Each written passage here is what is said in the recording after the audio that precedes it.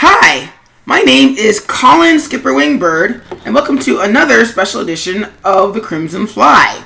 Today's strip, issue 5, strip number 62. Yes, that's where we're at. Awesome. The music is Ghost and Ghost by Argo Fox. Links in the description. And if you'd like a version of this video without the audio commentary, you can check out the links in the cards or in the annotations when they appear on screen or in the description at the bottom of this page. Alright, let's get started. So, what's fun about this strip is that I realized that I need to practice hands again. And I say again because you should really never be stopped practicing hands. But my character, Jaquan, does a lot of things with his hands because, like almost all my characters, he is an extension of myself. And really, I think the closest thing that he would be represent is my sort of, I wouldn't say anxiety, but my anxieties, plural. If you've ever interacted with me in real life, you know that I'm a very excitable person. And sometimes I like to play off my nervousness as, oh my god, I'm excited, or I'm making a statement of my nervousness by, I'm downplaying it by playing it up, if that makes sense. So, he's where I went to when designing, that's what I went to when designing this character, is this character who's like, we shouldn't be doing this, oh my god, this is a bad idea. And of course, his friends blow him off because they've already made their peace with what they're going to be doing. So yeah, but whenever I get nervous or I do anything, it involves a lot of stuff with hands, and so that's where all of Jaquan's hand movements come from. And just like with all my other videos in this issue, I'm trying to, if that makes sense, plan ahead and work smart, not hard. Sometimes that backfires. Like when I try to take assets from an earlier strip and plot them in this strip.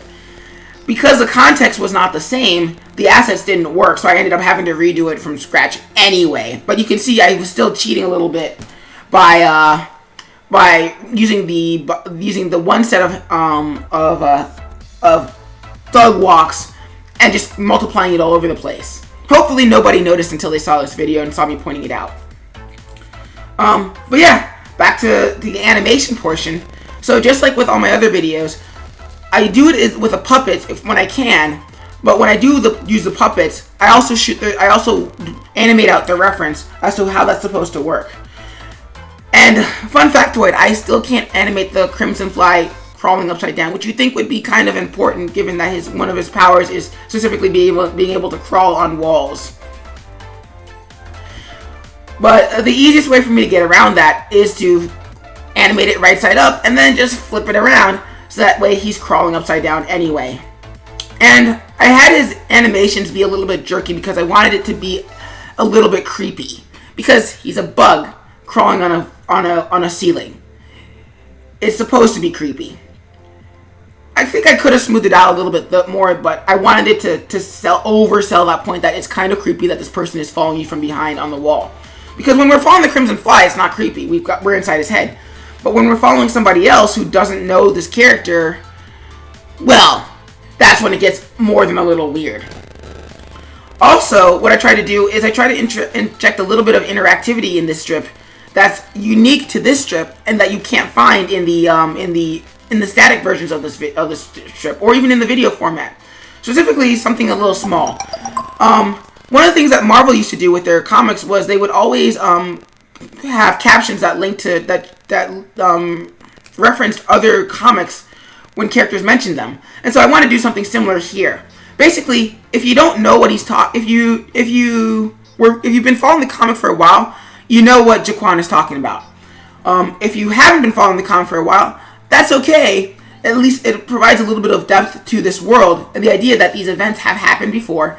And that the characters are referencing have personal history, and they don't just exist to be people that the Crimson Fly fights. I mean, they are.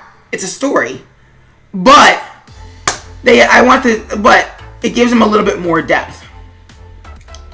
I kind of cheated a little bit with the fourth panel in just having the characters slide in rather than some sort of weird, super awesome action, and that's my fault.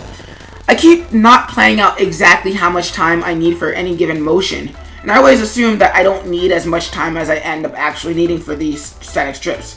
I'm getting a little bit better at it, but that's where we are right now. So yeah, enjoy the strip.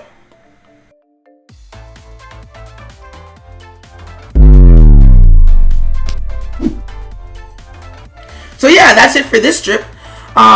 If you like what you saw, please leave a comment. Or if you have any other thoughts on the matter, also leave a comment.